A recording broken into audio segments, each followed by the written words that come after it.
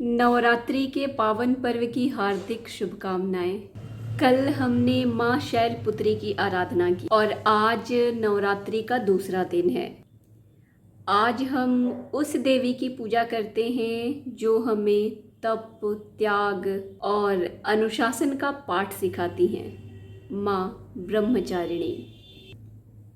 तो आज के वीडियो में हम जानेंगे कि नवरात्रि के दूसरे दिन क्यों माँ ब्रह्मचारिणी की पूजा की जाती है, उनका क्या महत्व है और उनका संदेश हमारे जीवन के लिए कितना प्रेरणादायी है। चलिए जानते हैं कि माँ ब्रह्मचारिणी कौन है और उनका स्वरूप कैसा है। ब्रह्मचारिणी, यह ब्रह्म और आचारिणी दो शब्दों से मिलकर बना है।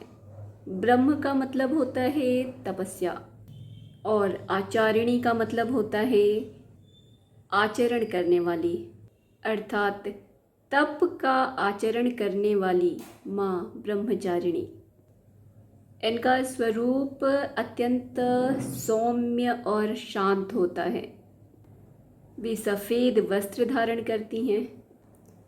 इनके दाहिने हाथ में जप की माला और बाएं हाथ में कमंडल है।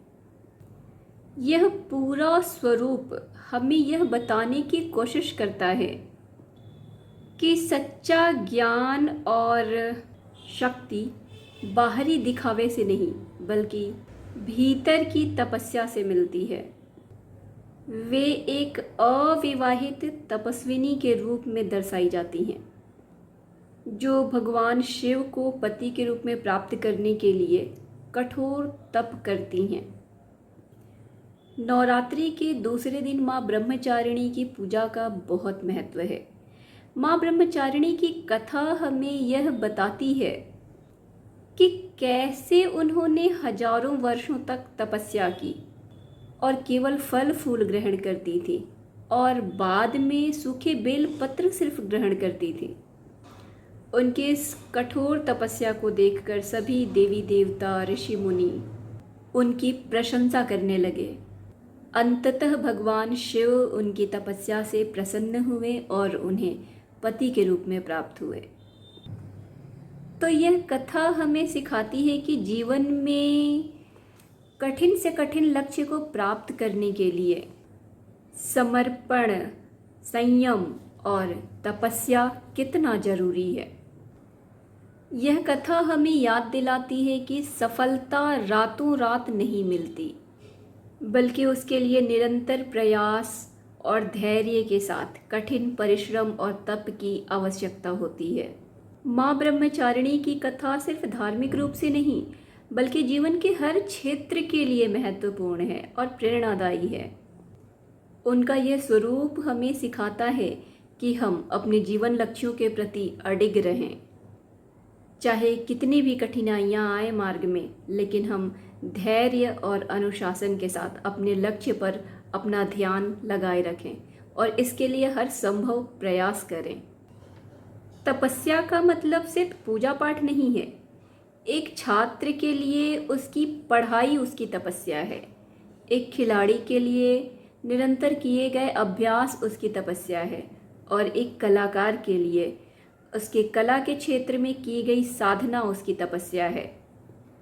माँ ब्रह्मचारिणी का स्वरूप हमें यह याद दिलाता है कि सच्ची शक्ति हमारे अंदर छिपी हुई है।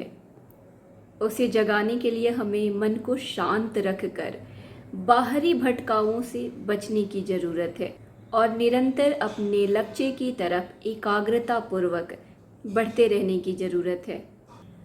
तो आज नवरात्रि के दूसरे दिन आइए हम सभी मिलकर माँ ब्रह्मचारिणी के स्वरूप की पूजा करें और उनसे प्रार्थना करें कि हम अपने जीवन में लक्ष्य के प्रति अनुशासित, समर्पित और धैर्यवान रहेंगे।